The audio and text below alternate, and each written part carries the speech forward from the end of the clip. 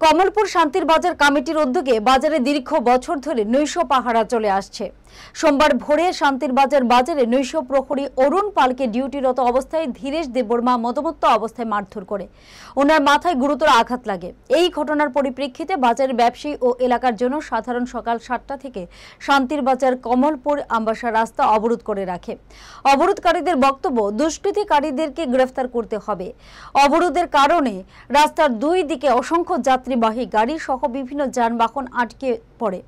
অবশেষে সালেমা থানার পুলিশ ধীরেশ দেববর্মা নামে এক দুষ্কৃতিকারীকে গ্রেফতার করলে অবরোধ তুলে নেওয়া হয়।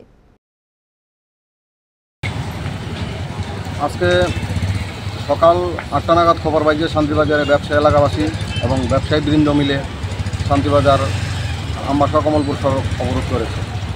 যে ঘটনার খবর পেয়ে আমি সঙ্গে সঙ্গে ঘটনাস্থলে আসি।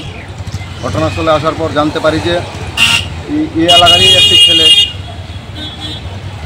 আজকে ভোরবেলা 4টা সাড়ে 4টা নাগাদ নাকি বাজারে যে পাহারাদার, ওই পাহারাদারকে মারধর করেছে। মারধর করে তার মাথা ফাটিয়ে দিয়েছে। ফাটিয়ে দিয়েছে, সঙ্গে সঙ্গে পালিয়ে যায়। যথারীতি বাজার কমিটি এই ব্যাপারটিকে ভালোভাবে নেয়নি।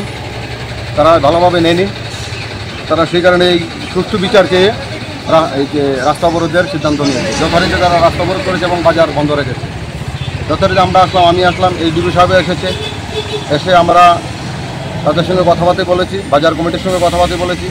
তারা আমাকে বাজার কমিটির পক্ষ থেকে ওই ঘটনার সুষ্ঠু বিচার চেয়ে একটা অভিযোগ করেছে। অভিযোগপত্র আমি গ্রহণ করেছি এবং তাদেরকে আশ্বস্ত করেছি যে আগামী 24 ঘন্টার ভিতর আমরা যেই এই ঘটনার সঙ্গে যে জড়িত তাদেরকে দুষ্কৃতীকে অ্যারেস্ট করে তাদেরকে আইনের আওতায় এনে সঠিক বিচারের ব্যবস্থা করব। জুড়ে থাকে বাঁধন আপনার চেয়েও আপন, জুড়ে থাকে বাঁধন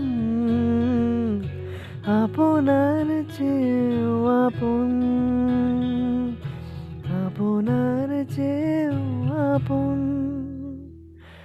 স্বর্ণ